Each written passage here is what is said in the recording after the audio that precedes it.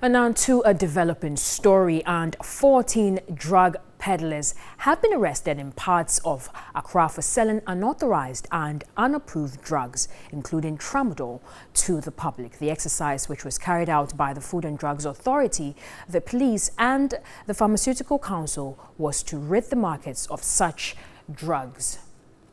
Now, according to the Food and Drugs Authority, the soup was necessitated by the increase in sale and patronage of such drugs, including tramadol, codeine, and aphrodisiacs in the country. The authority's market surveillance team also found out that the peddling of unregistered drugs and unapproved drugs were rife in Achimota, Kiseman, and Circle. The suspects, 11 men and 3 women, have been handed over to the police for further investigations.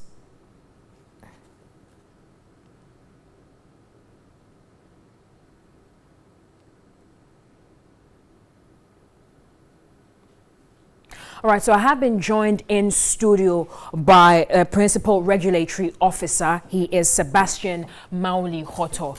He's a Principal Regulatory Officer at the FDA. Thank you very much for joining us here on Midday Live on TV3. Right, now, what is the plan for the people who have been arrested? Thank you very much.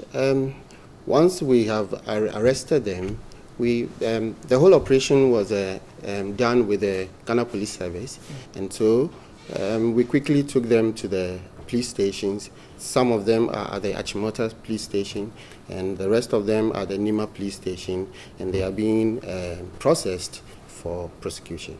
Now, let's still talk about the plan. This is not the first time a soup like this has been done. How? And yet we find them back on the streets, probably even worse off. You find so many of them on the streets. What is the FDA's long-term plan to ensure that we don't have to face this every single time? Thank you very much. It's true, they keep coming onto the market. This time, we are more committed to it, especially with the collaboration with the Pharmacy Council and then the Ghana Police. They've all committed themselves very much to it, and so it's going to be an ongoing program throughout the regions. This collaboration exists throughout the regions, and therefore we're going to be doing that on a weekly basis, on a monthly basis, and as and when the police intelligence and our own intelligence tells us that there are some alarming quantities at certain places, we would intensify it and then organize very big swoops like the one we organized yesterday. Now, such swoops wouldn't really mean much if the prosecution aspect of it is not enforced. What is the FDA doing in terms of following up on these cases to ensure that these people are tried and receive the due punishment to serve as a deterrent at least? Yeah, that's true. We like I said, we are very committed to it. We are following up. As of yesterday, we started with the writing of the reports for the police, and then after that, we are taking inventory of the products and then processing them, giving them the police the needed sections of the law that they could use to prosecute them. We have had a lot of collaborations with the judges, the lawyers, and so many other organizations. We had a training in November last year with the judges. We went on a swoop with them, and so they told us how we should be able to go about the prosecution so that it will be swift for them to be able to ensure that the prosecution is successful. So we are on it. We are very serious about it. Yeah. Now, how are we ensured of the sustainability of this particular exercise and other exercises like this?